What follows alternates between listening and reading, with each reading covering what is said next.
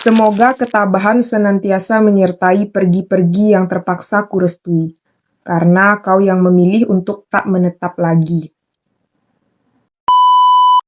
Halo semuanya, selamat datang lagi di channel aku Simpul Angin. Kali ini aku mau ngebahas buku yang baru selesai banget aku baca, dan tadi aku udah baca cuplikan beberapa puisinya, dan ini lumayan direkomendasikan gitu di toko online ya, kayak Shopee atau apapun itu gitu. Terus aku tertarik banget sama judulnya, dan taram, judulnya adalah Di Sudut Bumi Manapun Aku Tetap Mencintaimu. Wow, keren kan? Dan ternyata setelah aku membaca beberapa buku-buku tentang yang berkaitan dengan cinta dan patah hati, ternyata rasa cinta dan patah hati itu bisa menghasilkan jutaan kata dan karya yang sangat bervariatif. Jadi pasti kita nggak pernah bosan kan kalau untuk orang-orang yang suka membaca atau tertarik dengan peristiwa-peristiwa jatuh cinta dan patah hati. Karena kita tahu kan semua orang kan pasti mengalami. Nggak ada di dunia ini yang manusia itu yang nggak pernah merasakan jatuh cinta dan patah hati. Pasti semuanya pernah. Kalian juga pernah kan? Begitupun aku. Buku ini tuh baru banget terbit. Dan setelah aku kepoin IG dan TikTok penulisnya, ternyata dia udah lama banget berkarya di sosial media. Jadi udah kayak banyak gitu ya followernya. Dan nama penulisnya sendiri itu adalah Alma Neira. Dan ternyata setelah aku baca juga di situ, ini adalah buku pertama dia juga. Di bagian ucapan terima kasihnya itu, dia mengatakan ini adalah buku pertama dia dari selama itu dia berkarya membuat puisi-puisi di sosial media gitu. Terus buku ini diterbitkan dulu oleh media kita. Dan media kita ini kalau aku lihat ya emang spesialis buku-buku tentang cinta dan kayak puisi-puisi gitu. Banyak banget mereka menerbitkan buku yang sejenis ini. Terus buku ini halamannya terdiri dari kurang lebih itu 137. Dan sesuai dengan halamannya, setiap halaman itu ada puisi-puisi. Berarti otomatis puisinya ada 137. Dan ya nggak terlalu tebal juga kan, berarti bisa lah satu kali duduk baca gitu. Tapi kata-kata dalam puisi ini tuh kayak dalam banget maknanya. Dan aku biasanya kan kalau kita baca buku tentang puisi itu ya kalimatnya simple aja gitu kan. Kalau ini tuh kayak banyak banget perumpamaannya yang kadang-kadang mungkin aku yang belum banyak membaca kali ya. Jadi ya wah kok bisa kepikiran gitu. Jadi pas aku baca pertama kali puisi ini, diksi-diksinya tuh keren gitu. Keren banget. Ya, jadi kalau menurut aku ya, menulis itu nggak mudah. Karena aku udah coba nulis sebanyak 5 buku, tapi ya Tuhan belum menakdirkan untuk se-hype orang lain. Tapi nggak apa-apa, aku terus belajar dan niatkan itu untuk proses hidup aku ke depannya gitu. Nah, sekarang kita cerita sedikit ya tentang buku ini.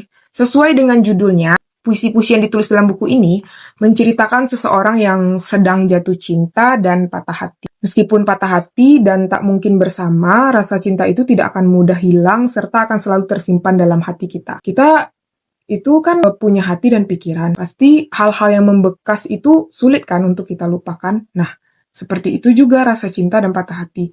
Jarang sekali sih orang yang bisa melupakan, kecuali dia amnesia ya. Kalau amnesia tuh udah beda cerita gitu. Kemudian penulis juga, itu kan tadi udah aku bahas juga, dia mampu merangkai kata-kata itu menjadi suatu kata-kata yang gimana ya, nggak murahan gitu, atau nggak kayak, jadinya tuh kayak bagus gitu loh. Dan aku mau lihat contoh kata-katanya ya di halaman, itu ada di halaman 112, 112, nah kayak gini. Misalkan kalau orang biasa itu ngomong ya, kembalilah padaku. Nah, dalam sajak itu ternyata bisa loh jadi banyak ini. Maksudnya tuh kita bilang kembalilah padaku, tapi dia bisa diterjemahkan menjadi 3 paragraf. Nah, mungkin teman-teman bisa baca ini, tapi intinya itu kembalilah kepadaku.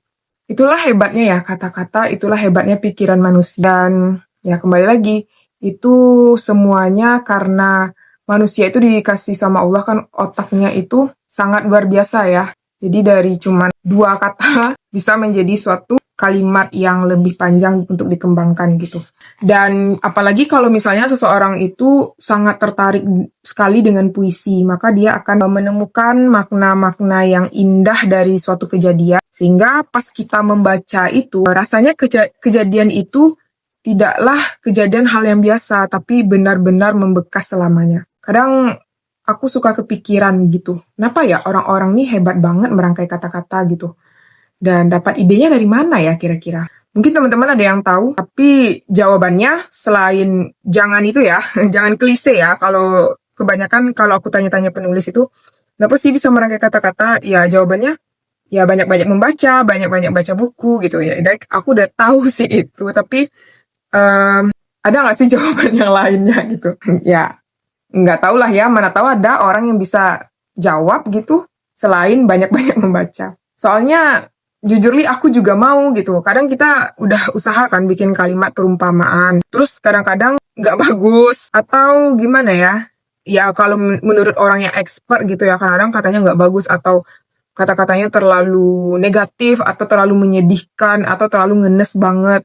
Tapi kalau misalnya aku lihat di puisi Almanera ini, ya kejadian yang tragis itu ngenes sebenarnya, tapi bisa disajikan itu menjadi kalimat yang elegan gitu. Jadi ya aku salut banget sih sama orang-orang yang bisa menulis dan merangkai kata-kata itu menjadi indah gitu. Hanya untuk teman-teman yang suka baca buku-buku tentang puisi, ini bisa banget teman-teman coba untuk membaca, dan aku ngasih ratingnya ini adalah 4,3. Soalnya kata-kata dalam buku ini bagus, nggak puisi-puisi kalimat yang sederhana, tapi banyak makna di dalamnya. Terus juga buku ini tuh, kan puisinya puisi romance tuh. Dan kalau misalnya kalian sekarang sedang mengalami perasaan patah hati, sebenarnya membaca buku itu adalah salah satu obatnya juga. Jadi ketika kalian membaca, kalian merasa, oh ternyata aku nggak sendiri gitu. Ternyata rasa cinta dan kecewa itu juga dirasakan oleh orang lain. Dan hal yang paling terpentingnya adalah ketika kita sedih dan bahagia, ternyata itu bisa menjadi karya gitu. Nah, itu sih hal yang terpentingnya, karena banyak banget kan orang-orang di luar sana yang menghasilkan karya-karya yang bagus itu karena dia merasakan sedih dan patah hati gitu. Atau bisa juga bahagia. Seperti kayak Tulus gitu kan. Tulus itu kan, Masya Allah ya, luar biasa. Dia bisa menghasilkan karya yang bagus-bagus dari perasaan yang dia rasakan gitu. Atau perasaan orang lain yang dia juga rasakan. Oke teman-teman, sekian dulu review kali ini tentang buku Di Sudut Bumi Manapun Aku Tetap Mencintaimu. Semoga bermanfaat bagi teman-teman yang nanti tertarik mau beli. Silahkan beli di Shopee atau di Keranjang kalau aku udah bisa menyematkan gitu. Oh iya, jangan lupa ya teman-teman, like, comment, subscribe, and share. Terima kasih. Bye-bye. Sampai ketemu di video-video selanjutnya.